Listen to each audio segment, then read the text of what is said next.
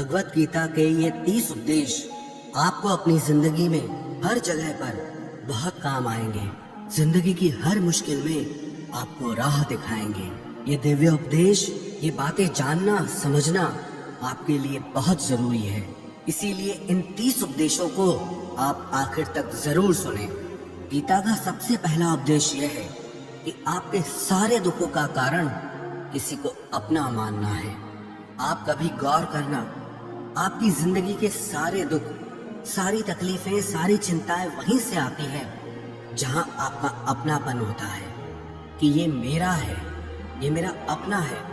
वहीं से आपकी जिंदगी में दुख आना शुरू हो जाते हैं। एक व्यक्ति के पास एक बहुत बड़ा महल था। उसने जिंदगी भर की सारी संपत्ति लगाकर उस महल को बनाया था। आसपास के शहरों के कई लोग उसके महल को देखने आते थे।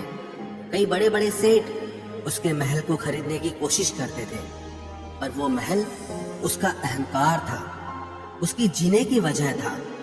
उसका उस महल में बहुत मोह था। एक दिन उसके महल में आग लग गई और वो कहीं बाजार गया हुआ था। जब वो घर लौट कर आया तो उसने देखा कि मेरा महल आग में जल रहा है। अपने घर को आग में जलता हुआ देखकर उसे इतना दुख हुआ। उसने कहा, अगर ये महल नहीं रहेगा तो मैं भी जिंदा नहीं रहूंगा। आग में छलांग लगाने की कोशिश करने लगा तो किसी ने उसे रोक लिया कि भाई, ये जो तुम्हारा महल है, इस महल का सौदा कल तुम्हारे बेटे ने किसी के साथ कर लिया है। जब उसे पता चला कि ये महल अब मेरा नहीं रहा, किसी और का हो चुका है, तो उसकी सारी चिंता खत्म हो गई। जैसे और लोग उस जलते हुए महल को देखकर तमाशा देख रहे थे, वैसे ये भी खड़ा हो गया। इतनी देर में उसका बेटा आया। वो अपने बेटे को देखकर बहुत प्रसन्न हुआ। उसे आशीर्वाद देने लगा कि तेरे जैसा बेटा तो बहुत भाग्यों से मिलता है। तूने तो मेरी जिंदगी बचा ली। आज इस घर में आग लगी है और तूने कल ही इसका सौदा कर दिया। वो अपने पिताजी से कहने लगा कि पिताजी, मैं इस महल के सौदे के लिए बात तो करने गया था, पर सौदा अभी पक्का हुआ नहीं है। जब उसके पिता ने ये सुना कि अभी इस महल का सौदा हुआ नहीं है, तो वो फिर फूट फूट के रोने लगा, फिर अपनी छाती पीटने लगा। महल वही है, इंसान वही है, लेकिन जब महल मेरा है तब वो दुख भी देता है, खुशी भी देता है। लेकिन जब वो मेरा नहीं है, उससे मेरा कोई रिश्ता नहीं है, तो सारे दुख ही खत्म हो जाते हैं। ऐसे ही जिंदगी में जब किसी जगह को, किसी इंसान को, किसी रिश्ते को, किसी काम को हम अपना मान लेते हैं, मेरा मान लेते हैं, तो वहीं से ही सारे दुखों की शुरुआत होती है, वहीं से हर तकलीफ की शुरुआत होती है। तो श्रीमद् भगवत गीता का पहला उपदेश यही है कि आप जैसे ही किसी को अपनी जिंदगी जीने की वजह मान लेते हो कि इसके बिना तो मैं जी ही नहीं सकता, तो वो चीज, वो इंसान, वो काम आपको बहुत दुख देता है। गीता का दूसरा उपदेश ये है कि अवश्यमेव भोक्तव्यम कृतं कर्म शुभाशुभम, कि आपने कोई भी कर्म किया हो उसका फल आपको जरूर भोगना पड़ेगा। अगर आपने अच्छे कर्म किए हैं तो जाने अनजाने किसी मुश्किल वक्त में आपको वो आपके अच्छे कर्म उस मुश्किल वक्त से बचा लेंगे। अगर आपने गलत कर्म किए हैं, पाप किया है, तो उसकी सजा भी आपको जरूर मिलेगी। कोई इंसान कितना ही छुप कर कर्म करे, चाहे वो कितना ही चालाकी से कर्म करे, लेकिन कहते हैं कि उस परमात्मा के, ईश्वर के चारों तरफ कैमरे लगे हुए हैं। हमारे एक एक कर्म पर वो प्रकृति, वो परमात्मा अपनी दृष्टि बनाए रखते हैं। हमारे एक एक कर्म का हिसाब होता है। एक गांव में दो मित्र रहते थे। उन दोनों ने विचार किया कि इस गांव में हम धन नहीं कमा पा रहे हैं। वो दोनों धन कमाने के लिए शहर में चले गए। कुछ वर्ष वहां रहकर उन्होंने काफी धन कमाया। फिर सोचा कि अब हम अपने घर वापस चलते हैं। पर्याप्त मात्रा में हमने धन कमा लिया है। उस समय पे यातायात की इतनी सुविधाएं नहीं होती थी। वो अपने बैलों पर ही यात्रा कर रहे थे। चलते चलते मार्ग में रात हो गई, तो उन्होंने विचार किया, आज रात हम यहीं विश्राम करते हैं। एक मित्र ने कहा कि मैं यहाँ पर रहकर धन की रक्षा करता हूँ, तुम बाजार जाकर भोजन की व्यवस्था कर लो। जब वो मित्र बाजार गया तो उसके मन में पाप आ गया। उसने कहा, इतना पैसा हमने कमाया है, अगर मैं इसको यही जंगल में मार दूं तो सारा पैसा मेरा हो जाएगा, नहीं तो मुझे इसका आधा धन इसको देना पड़ेगा। मन में ये खोट आने पर उसने अपने मित्र के खाने में जहर मिला दिया और जब वो खाना लेकर के अपने मित्र के पास गया, उसका मित्र वो जहर वाला खाना खाकर वहीं पर उसकी मृत्यु हो गई। वो व्यक्ति सारा धन लेकर के अपने घर वापस आ गया। फिर उसके घर में एक पुत्र ने जन्म लिया। जब उसका बेटा पैदा हुआ तो वो बहुत बीमार रहता था। उसने अपने जीवन में जो कुछ भी धन कमाया था, उसका वो सारा धन अपने बेटे के इलाज में ही खत्म हो गया। बेटा बड़ा होता गया और उसका धन नष्ट होता गया। जब उसका बेटा थोड़ा बड़ा हो गया तो उसके पिता ने पूछा कि बेटा तू इतना बीमार क्यों रहता है, तू ठीक क्यों नहीं होता? मैंने अपनी जिंदगी का सब कुछ तुझ पे लगा दिया पर फिर भी तेरी तबीयत ठीक नहीं रहती। तो उसके बेटे ने बोला, कौन सा बेटा और कौन सा पिता? मैं तेरा वही मित्र हूँ जिसको तूने जंगल में जहर दे के मार दिया था, लेकिन मैं अपना वही हिसाब पूरा करने के लिए तेरे पुत्र के रूप में तेरे घर में आया हूँ। अब मेरा तेरा हिसाब बराबर और मेरा जीवन अब यही समाप्त होता है। तो गीता का उपदेश हमें यही सिखाता है, कोई अपने आप को कितना भी चालबाज समझता हो, होशियार समझता हो, लेकिन अगर उसने गलत कर्म किया है, चाहे आज नहीं तो कल उसे उसका फल भोगना ही पड़ेगा। कोई भी व्यक्ति अपने किए हुए कर्म से बिना उसको भोगे कभी छूट नहीं सकता। गीता का तीसरा उपदेश यह है कि आज में जियो, कल की चिंता करना छोड़ दो। जो भी व्यक्ति अपने बीते हुए कल या अपने आने वाले कल में खोया रहता है, वो जिंदगी में कभी खुश नहीं रह सकता। आपको जिंदगी में खुशी सिर्फ और सिर्फ तब मिल सकती है जब आप वर्तमान में जी सके, आज के आनंद को जी सके। बीते हुए कल का और आने वाले कल का कोई वास्तविक अस्तित्व नहीं होता, वो सिर्फ आपके बुद्धि और आपके विचारों में होता है। उसकी कोई वास्तविकता नहीं होती, उसे सिर्फ आप अपने मन के अंदर और बुद्धि के अंदर जीते हैं। लेकिन जिसे आप वास्तविकता में जीते हैं वो आपका आज होता है, वो आपका चल रहा पल होता है। अगर आप अपने मन और बुद्धि को अपने कल में अटका के रखेंगे, अपने भूतकाल और भविष्य काल में अटका के रखेंगे, तो याद रखना आप कभी खुश नहीं रह पाएंगे। और अगर जिंदगी में खुश रहना चाहते हैं तो आज में और इसी पल में जीना सीखें। गीता का चौथा उपदेश यह है कि जो आपके साथ अधर्म करे, पाप करे, गलत करे, उसे दंड जरूर देना चाहिए। अगर आप उसे सहते हैं तो वो आपके साथ और गलत करता है। अगर आप उसे सहते हैं तो उसके पाप में आप भी भागीदार हो जाएंगे। अर्जुन श्री कृष्ण से कहने लगा कि जिनसे मैं युद्ध करने जा रहा हूँ, ये सब मेरे भाई हैं, मेरे गुरुजन हैं। मैं इनके सामने कैसे हथियार उठाऊं, इनको कैसे मारूं?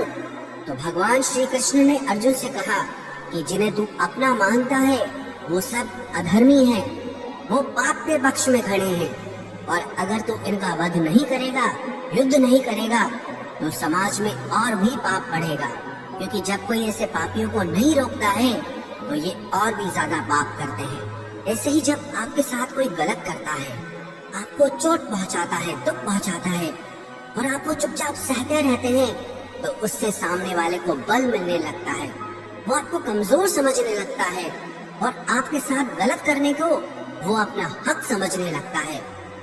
लेकिन जब आप उसके गलत व्यवहार को, उसके अधर्म को रोक लेते हैं, उसका विरोध करते हैं, तब वो अपनी सीमा में रहना सीख जाता है। ये कलयुग है। अगर इस जमाने में आपको खुश रहना है तो आपको अपनी रक्षा खुद ही करनी होगी। कोई आपके साथ गलत करे तो उसको कभी नहीं सहना चाहिए, बल्कि उसका सामना करना चाहिए। गीता का 5वां उपदेश ये है कि किसी से भी हद से ज्यादा मोह कभी मत करना। जिसमें भी आप सबसे ज्यादा मोह लगाओगे, देखना वो आपको जरूर रुलाएगा। मोह की वजह से ही आप किसी के पीछे मरते रहते हैं। मोह के वजह से ही आपको कई बार अपना अपमान भी सहना पड़ता है, और कई लोगों को मोह की वजह से ही अपना अपमान दिखता तक भी नहीं है कि सामने वाला मेरी इज्जत तक नहीं कर रहा और मैं उसके पीछे मर रहा हूँ। मोह आपकी आंखों पे ऐसी पट्टी लगा देता है कि आपको सच और झूठ दिखाई ही नहीं देता। आपको किसी इंसान का चेहरा दिखाई ही नहीं देता। आप जो देखते हैं, जो सुनते हैं, उसी पर यकीन कर लेते हैं, फिर चाहे आपको कितना ही दर्द मिल रहा हो। अगर आप किसी इंसान को ठीक से समझना चाहते हैं, किसी की सच्चाई जानना चाहते हैं, तो उसके लिए ये बहुत जरूरी है कि आप उसके मोह से जल्दी बाहर आ जाएं। वास्तविकता में रिश्ते दुख नहीं देते, आपका मोह आपको दुख देता है। जिस दिन मोह खत्म, उस दिन आपको किसी भी रिश्ते से कोई दुख नहीं मिल सकता, क्योंकि आपको फिर कोई फर्क ही नहीं पड़ेगा। गीता का छठा उपदेश ये है कि आप वो मत करो जो सब करते हैं, बल्कि वो करो जो आपके लिए सही है। स्वधर्मम निधनम श्रेय परधर्मो भयावह। श्री कृष्ण ने अर्जुन से कहा कि जो तेरा कर्तव्य है, जो तेरे लिए सही है, जो तुझे करना चाहिए, तू वो कर। तो कभी भी वो काम मत कर जो दुनिया कर रही है, क्योंकि अर्जुन श्री कृष्ण से कहने लगा कि ऐसे भयंकर युद्ध में पड़ने से अच्छा है कि मैं सन्यासी बन जाऊं। तो श्री कृष्ण ने अर्जुन से कहा कि सन्यासी बनना तेरा कर्म नहीं है, तेरा धर्म नहीं है, तू क्षत्रिय है। तेरा कर्म और तेरा धर्म यही है कि तू अधर्म का नाश करे, धर्म की रक्षा करे। ऐसे ही हर इंसान का एक अलग कर्तव्य होता है, एक अलग ही मार्ग होता है। तो कभी भी उस मार्ग पे मत जाना जहाँ सारी भीड़ जा रही हो। कभी भी वो काम मत करो जो दुनिया करती है, कि आजकल ये ट्रेंड हो गया है, ये फैशन हो गया है, सब करते हैं इसलिए हम भी कर रहे हैं। सारी भीड़ यही काम कर रही है इसलिए हम भी यही कर रहे हैं। अगर आप वो करोगे जो भीड़ कर रही है, तो आप भी उसी भीड़ में कहीं खो जाओगे। लेकिन अगर आप वो करोगे जो आपके लिए सही है, जो आपकी प्रतिभा है, तो दुनिया की सारी भीड़ में भी आप सबसे अलग नजर आओगे। गीता का 7वां उपदेश यह है कि जिंदगी में धोखा अपने ही देते हैं, क्योंकि उनको आपकी कमजोरियों का पता होता है। बाहर वाला आपको धोखा नहीं दे सकता, क्योंकि उसको आपके बारे में पता ही नहीं है कि आपको चोट कहाँ पहुँचती है। लेकिन जो आपका अपना है, आपका खास है, उससे बहुत गहराई से पता होता है कि इसकी कमजोरी क्या है, क्या ऐसा करें जिससे इसको दर्द पहुंच सकता है, जिससे इसको हम नीचा दिखा सकते हैं, इसको चोट पहुंचा सकते हैं। ये कलयुग है, इसमें बाहर वालों से नहीं, जो हमारे अपने हैं उनसे ही सावधान रहना होता है। महाभारत का युद्ध दो अलग राजाओं में नहीं हुआ, बल्कि एक ही परिवार के भाइयों में हुआ था। सब आपस में एक ही वंश के लोग थे। कितनी बार दुर्योधन ने जहर देकर के भीम को मारना चाहा, न जाने कितनी बार दुर्योधन ने पांडवों को जान से मारने की कोशिश की। वो उसका पराया नहीं था, उसका भाई था। सारी लड़ाइयाँ घर के अंदर ही होती है, बाहर कौन लड़ेगा हमसे? घर में ही सारे झगड़े होते हैं। तो आपको चोट सिर्फ वही लोग पहुंचा सकते हैं जो आपके अपने हैं। आपको धोखा सिर्फ वही लोग दे सकते हैं जो आपके अपने हैं। गीता का 8वां उपदेश यह है, जो इंसान अपनी रक्षा खुद नहीं कर सकता, उसकी रक्षा भगवान भी नहीं कर सकते। श्री कृष्ण ने अर्जुन से कहा, तस्मात् सर्वेषु कालेषु माम अनुस्मर युध्य च, कि हे अर्जुन, तू हर काल में मेरा स्मरण करते रहना और युद्ध भी करते रहना। अर्जुन ने श्री कृष्ण से पूछा कि ये युद्ध तो कुछ दिनों में समाप्त हो जाएगा, लेकिन आप कह रहे हैं कि तू हमेशा मेरा स्मरण करता रहे और युद्ध करते रहना। हमेशा युद्ध करने का क्या मतलब है? तो श्री कृष्ण ने अर्जुन से कहा कि ये जिंदगी ही रणभूमि है। इस जीवन में सुख दुख आते रहेंगे और तुझे उनका डट के मुकाबला करना है। श्री कृष्ण ने ये नहीं कहा कि तू चुप करके बैठ जाना और मैं लड़ाई करूंगा। बहुत गहराई है गीता के ज्ञान में। हमारे जीवन की डोर भी संभाल के ईश्वर बैठे हैं, लेकिन युद्ध हमें ही करना है। ईश्वर को याद करना है कि हे ईश्वर, मुझे शक्ति देना, मुझे समझ देना, मुझे बुद्धि देना, ताकि मैं अपनी जिंदगी की सारी लड़ाइयाँ जीत सकूं, मैं जिंदगी में सही मार्ग पे चल सकूं। लेकिन आपको अपनी लड़ाई भी खुद लड़नी पड़ती है। जो लोग ये कहते हैं कि हम कुछ नहीं करेंगे, सब वो ईश्वर करेगा, तो कहते हैं कि आलसी इंसान को देखकर तो भगवान भी घबरा जाता है कि ये कुछ नहीं करेगा। भगवान ने बुद्धि दी है, समझ दिए है। ईश्वर आपको प्रेरणा देते हैं, शक्ति देते हैं, लेकिन आपको अपनी रक्षा स्वयं ही करनी होगी। गीता का नवा उपदेश यह है कि कोई भी ऐसी गंदी आदत खुद को मत लगने देना जो आपकी जिंदगी बर्बाद कर दे। कहीं न कहीं महाभारत का ये युद्ध एक जुआ की आदत की वजह से ही शुरू हुआ था। सारा खेल वहीं से शुरू हुआ था। एक ऐसी जुआ की लत जहाँ युधिष्ठिर ने अपने भाइयों को दांव पर लगा दिया, अपनी पत्नी को दांव पर लगा दिया। ऐसा जीतने का नशा कि अपना सब कुछ गंवा दिया।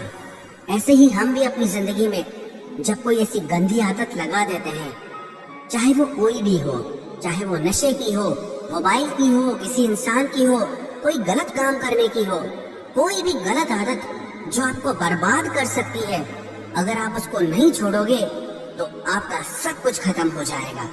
इससे पहले कि आपकी आदत आपको खत्म करे, आप अपनी गलत आदतों को खत्म कर दीजिए। गीता का 10वां उपदेश यह है कि आलसी इंसान कभी कुछ हासिल नहीं कर सकता। अधिकतर लोग सिर्फ योजनाएं बनाते रहते हैं कि मुझे बड़ा घर चाहिए, मुझे बड़ी गाड़ी चाहिए, मैं दुनिया घूमना चाहता हूँ। क्या क्या चाहिए ये हर कोई सोच लेता है, लेकिन उस पर मेहनत करना वो बहुत कम लोग करते हैं। क्योंकि चाहना बहुत आसान है, लेकिन उसके लिए कर्म करना वो बहुत मुश्किल है। एक अच्छा फिट शरीर हर कोई चाहता है, लेकिन उसके लिए व्यायाम करना, एक्सरसाइज करना वो आपको ही करना होगा। जो इंसान आलसी बन के बैठ जाता है, ना उसे अच्छा शरीर मिलता है और ना ही अच्छा जीवन मिलता है। तो जिंदगी में अगर कुछ पाना चाहते हो ना, आलस्य को अपनी जिंदगी से जरूर दूर कर देना। आलस के चलते आपको कुछ मिलने वाला तो नहीं, लेकिन जो आपके पास है आप वो भी गंवा दोगे। गीता का 11वां उपदेश यह है कि जिंदगी में अगर खुशी चाहते हो तो मन की गुलामी का त्याग कर दो। कई लोग कहते हैं कि हम करना तो बहुत कुछ चाहते हैं, लेकिन कुछ कर नहीं पाते। पता भी सब कुछ है कि क्या करने से हमारी जिंदगी बेहतर हो सकती है, क्या चीज है जो हमको नुकसान पहुंचा रही है, लेकिन फिर भी कुछ कर नहीं पाते। समझते सब कुछ है, लेकिन समझ कर भी, चाह कर भी कुछ कर नहीं पाते। वो इसीलिए होता है क्योंकि आप अपने मन के गुलाम बन चुके हो।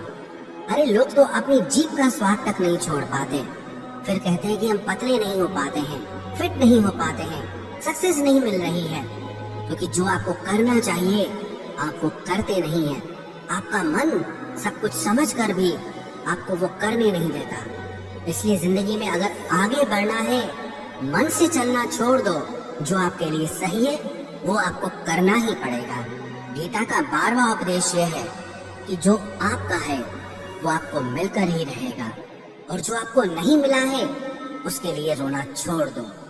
आप जिसके लिए जितना रोओगे वो चीज आपसे उतना दूर जाएगी, और जो चीज सच में आपकी है वो कहीं न कहीं से आपके पास जरूर पहुंच जाएगी। इसलिए जो आपको जिंदगी में हासिल नहीं हो रहा या हासिल नहीं हुआ, उसका पछतावा करना, उसके लिए रोना आप बिल्कुल बंद कर दो। गीता का 13वां उपदेश ये है कि आप संसार से जितना प्रेम लगाओगे उतना ही जीवन में दुख और पीड़ा का अनुभव करोगे। गीता का 14वां उपदेश यह है कि जिस इंसान को बात बात पर क्रोध आता है, सुख और शांति उसके जीवन में कभी नहीं आ सकते। क्योंकि जो इंसान बहुत ज्यादा क्रोधी होता है ना, उसके सारे मित्र उसे छोड़कर चले जाते हैं। वो मन में भी कुढ़ता रहता है, वो अपने मन में भी दर्द में ही जीता है, तकलीफ में ही जीता है। ज्यादा गुस्सा करके, ज्यादा क्रोध करके जो भी आपके पास है, देखना आप उसे भी नष्ट कर दोगे। और ऐसे इंसान को शांति तो कभी मिलने वाली नहीं है। इसलिए अपनी जिंदगी में शांति चाहते हो तो बात बात पर गुस्सा करना छोड़ देना चाहिए। गीता का 15वां उपदेश ये है कि चाहे आप किसी की मदद करो या ना करो, लेकिन जानबूझकर कभी किसी का दिल नहीं दुखाना चाहिए। क्योंकि जब किसी का दिल आपकी वजह से दुखता है ना, तो याद रखना आपको भी वो दर्द एक दिन जरूर मिलेगा। क्योंकि जब आप किसी का दिल दुखाते हैं तो आपको पता नहीं चलता, लेकिन जब कोई आपका दिल दुखाता है तब आपको समझ में आता है कि दिल पर चोट लगने से कितना दर्द होता है। इसलिए चाहे आप किसी की मदद करो या ना करो, लेकिन किसी का दिल कभी नहीं दुखाना चाहिए। गीता का 16वां उपदेश ये है, जो मुश्किल वक्त में, जो दुख के समय में आपका साथ दे, सिर्फ वही आपका अपना है, बाकी सब पराए हैं। अपनेपन का नाटक करने वाले बहुत लोग होते हैं, बड़ी बड़ी बातें करने वाले बहुत लोग होते हैं कि हम आपसे बहुत प्रेम करते हैं, कोई भी दुख हो, कोई भी तकलीफ हो, हमें याद करना।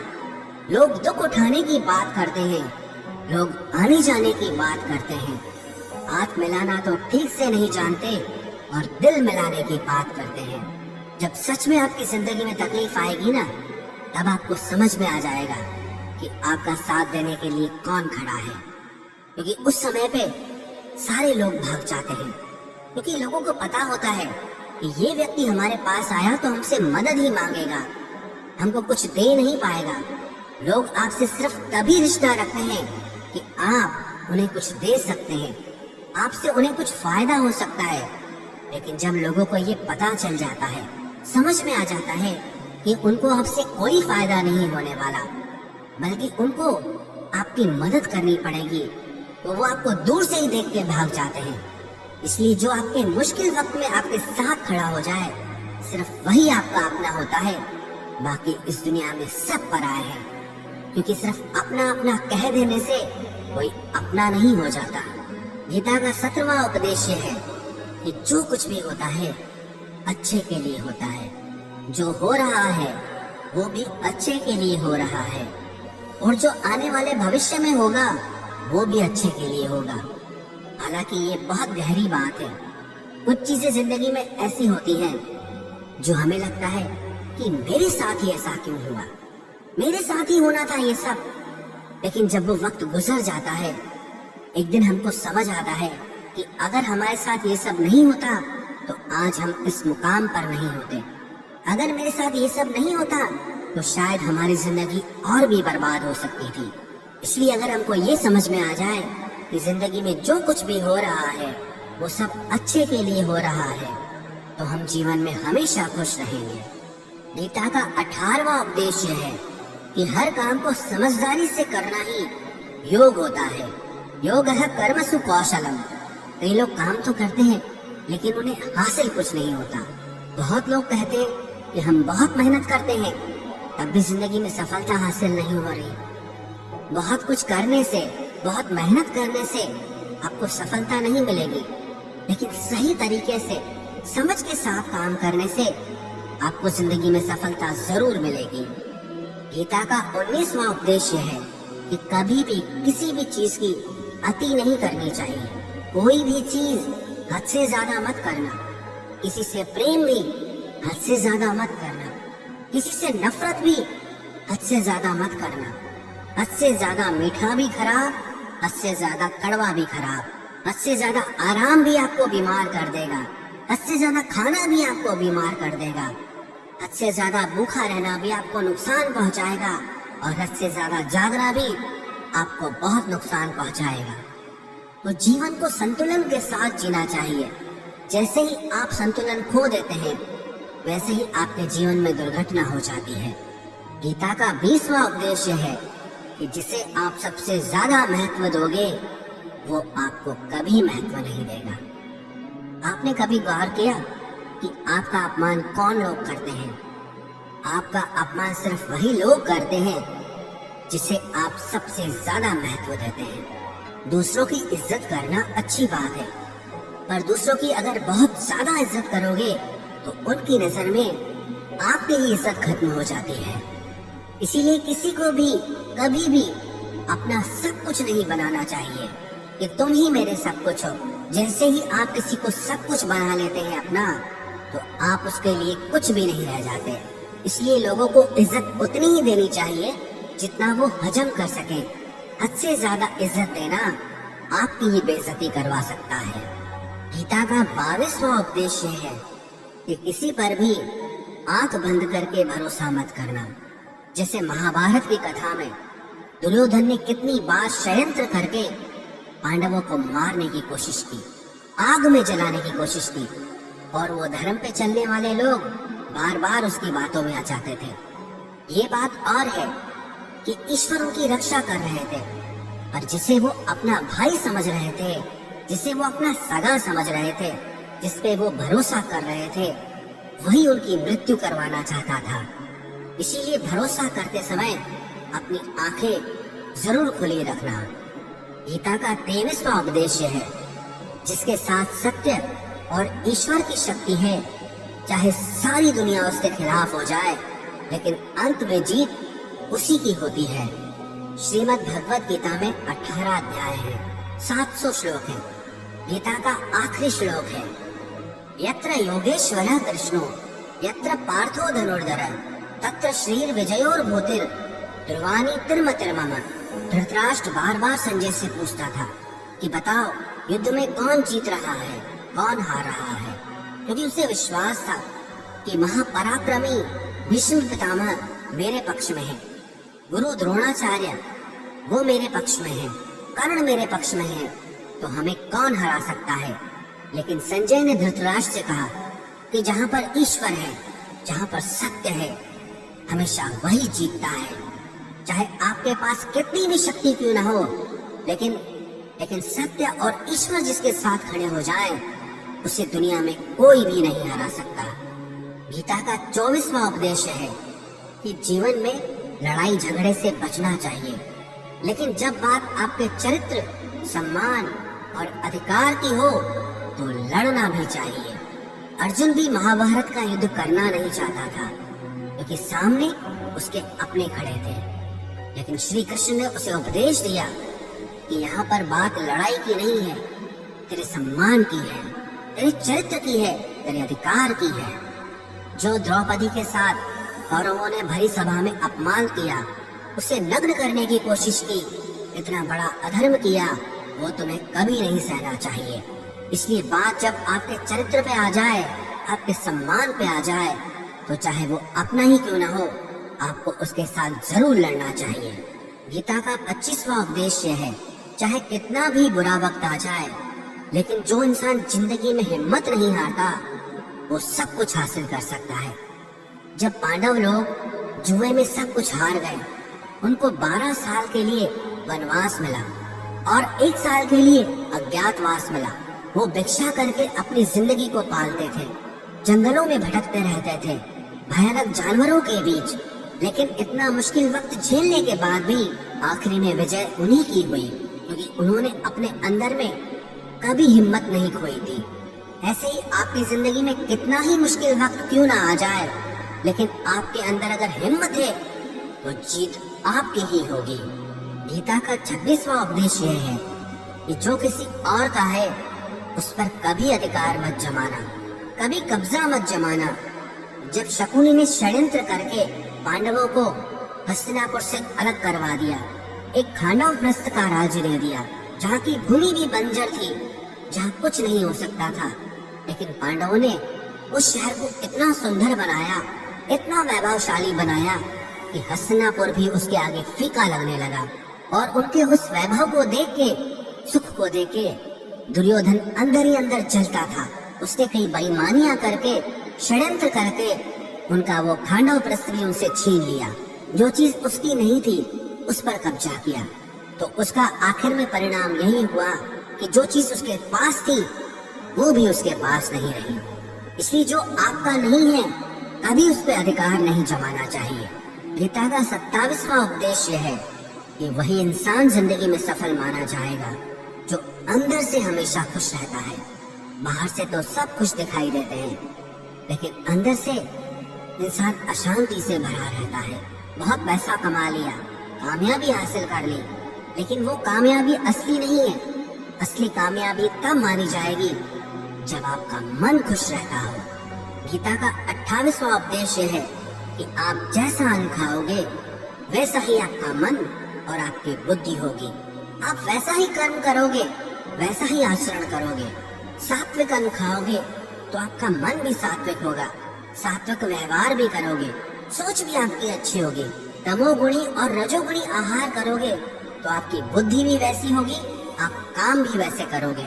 श्री कृष्ण ने भगवत गीता में सात्विक, राजसी और तामसी इन तीनों आहारों का विस्तार से वर्णन किया है कि क्या खाना चाहिए क्या नहीं खाना चाहिए, पर सार यही है, जो मनुष्य सात्विकता से भोजन करता है, सात्विक भोजन करता है, उसे जीवन में शांति और सुख जरूर मिलते हैं।